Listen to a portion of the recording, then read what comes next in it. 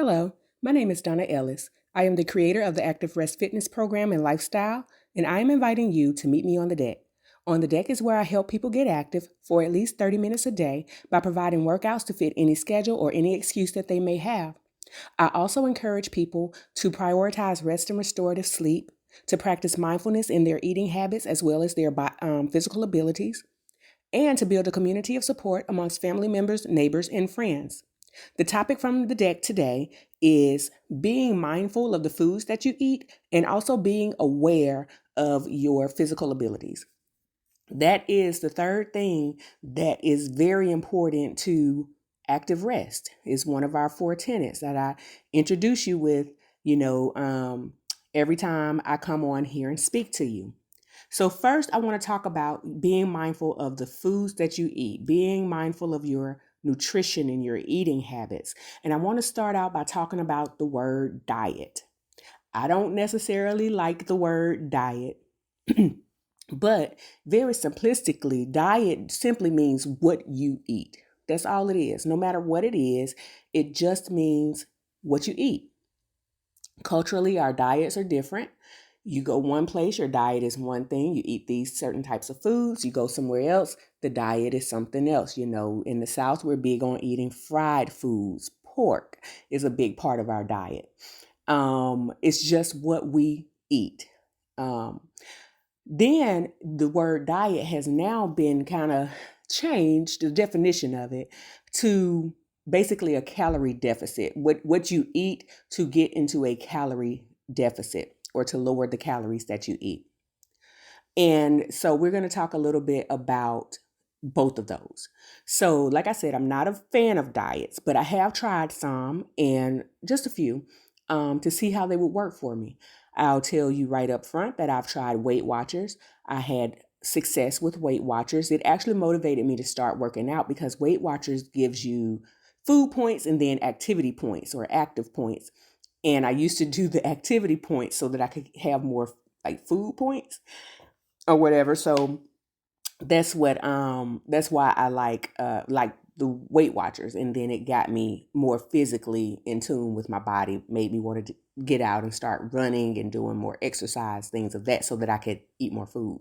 I don't think it's supposed to work that way, but that's how it worked for me. But I did have success. I lost 20 pounds in about a 6-month span. And I probably could have.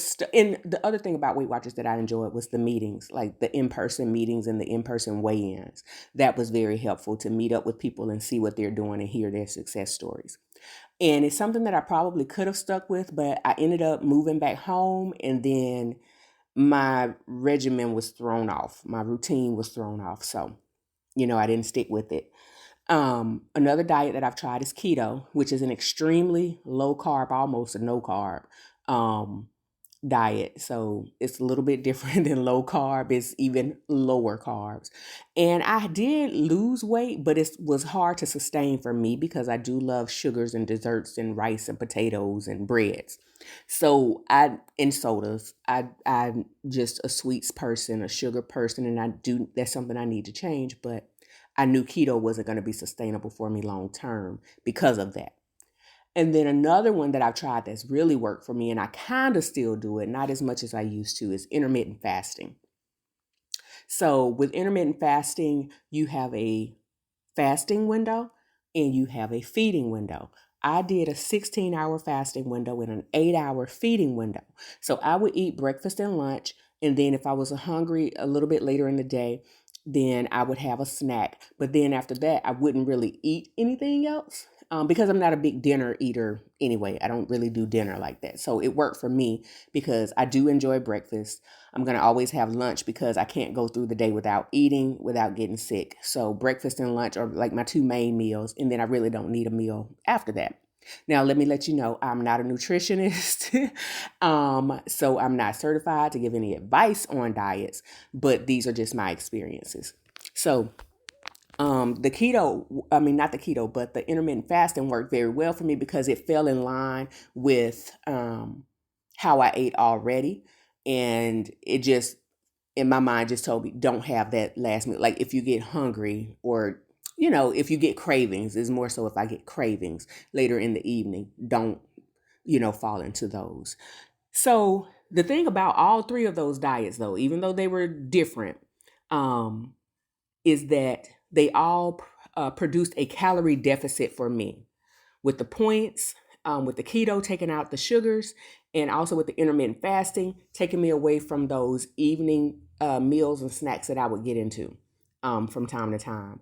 That all that did was take away food from me that I would normally eat to put me at eating lesser calories during the day. So that's all a diet is in this concept, is that it just makes you eat, tells you what to eat so that you eat fewer calories. So in order to kind of prioritize, or not prioritize, but practice mindfulness in your eating habits, these are just some things that I think would work if you're not big on diets, such as I am. I don't really care for a diet. So you can plan your meals. That's something that I've been doing, or like meal prepping, planning or prepping. So fix your food, at the beginning of the week so that you can have lunch that you can take with you, or breakfast that you can take with you, that you don't have to stop and make a rush decision and get something that's unhealthy for you. So you can plan or prep your meals. Try something new. This past summer, I tried Brussels sprouts for the very first time, and now they are part of my diet. They are a staple in my diet. I get them, I buy them every week. I even order them if a restaurant offers them. I order them like as a side, to like French fries even. Like I won't even order French fries, I order Brussels sprouts. So try something new. That's a way of being mindful of, what you're eating. And then try something new that's healthy. Let me add that. And then, but also too, in that, don't deprive yourself of foods that you actually enjoy. So you want to choose healthier foods, but you also want to enjoy the foods that you love.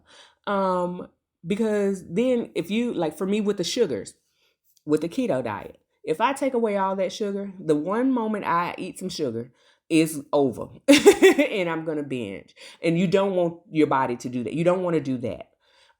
So you do want to take time out to actually enjoy foods that you love and have those available to you. You just don't want to overdo them. You want to do it all in moderation. Anything that's not serving your body in the best way, try to enjoy it in moderation if it's not going to be so harmful for you.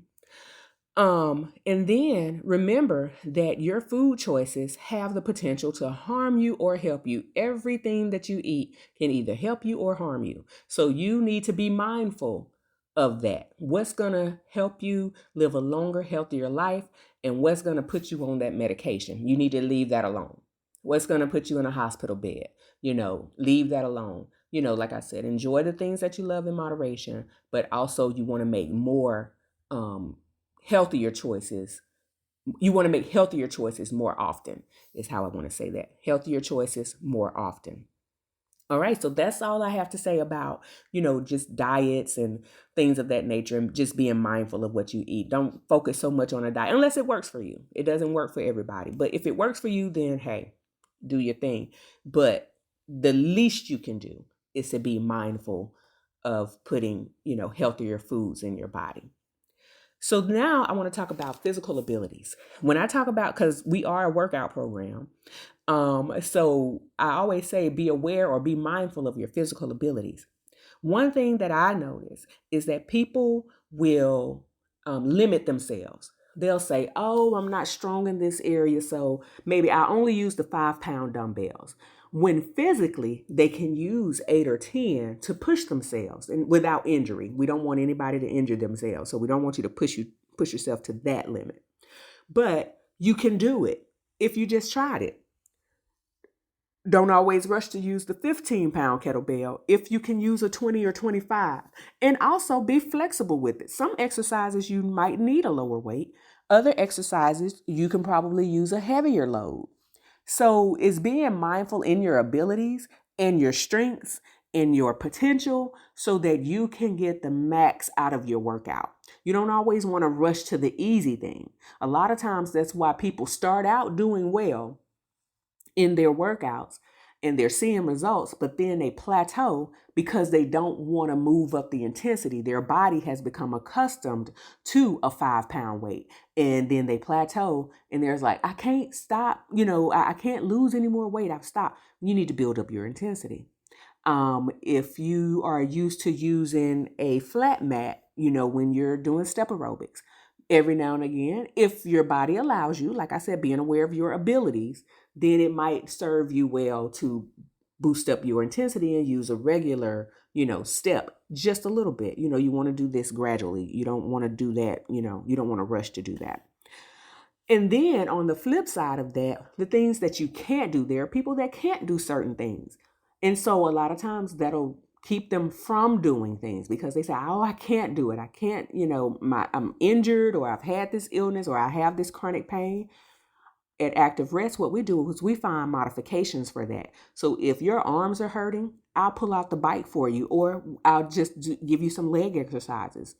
If your knees are hurting, or or something else is going on, we'll work your upper body. We'll find something for you to modify that workout. We always meet you where you are physically. That's the goal, is to, if you can't do something, we find a way for you to do something else so that we can keep you moving. So those are just the things that I want to talk about. I wanted to talk about, because I've already talked about the rest part. I talked about building a support system. So I just wanted to give you an idea of what I mean when I say being mindful of the foods you eat, your eating habits, and your physical abilities. You want to plan your meals, prep your meals. You might want to try something new when it comes to food. Don't deprive yourself of the things that you love. And just make sure that every food choice you make has the potential to help or harm you, so choose wisely. Also, focus on your abilities and focus on getting better. If you can go up in weights, if you can go up in intensity, do that so that you don't plateau and so that you're constantly challenging yourself. And also, for the things that you know that you just cannot do, find modifications. Don't let what you can't do stop you from living a longer, healthier life. Before I get off, of course, I want to tell you to listen to this, to share it, to subscribe to my YouTube channel, share it with people you love. Make sure you hit the like button as well. And I also want to tell you to have a great day, and thank you for listening.